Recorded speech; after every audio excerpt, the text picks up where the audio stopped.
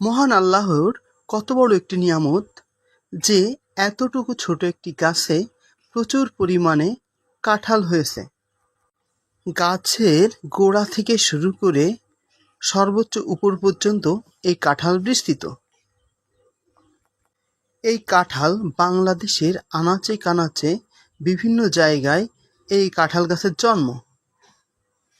এই কাঁঠালে রয়েছে প্রচুর পরিমাণ পুষ্টিগুণ। এই কাঁঠালের মুচি থেকে শুরু করে পাকা পর্যন্ত এটি খাওয়া যায়। কাঁঠালের যখন মুচি অর্থাৎ ফুল ফুটে একটু বড় হয় তখন এটা জারিয়ে খায়। তারপরে একটু বড় হলে এটা এঁচোড় রান্না করে খাওয়া হয়। তারপরে পাকলে একটি সুস্বাদু একটা ভাব আসে, সবাই এটি খেতে পারে। তারপরে বিচি খাওয়া যায়, এই বিচি এঁচোড় রান্না করে খাওয়া হয়।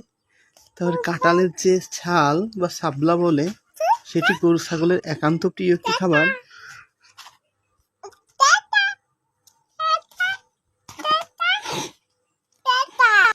কাঁঠালের পাতাও গরু ছাগলের একান্ত প্রিয় একটি খাবার, যা গরু এবং ছাগল খুবই পছন্দ করে। কাঁঠাল বাংলাদেশের জাতীয় একটি ফল।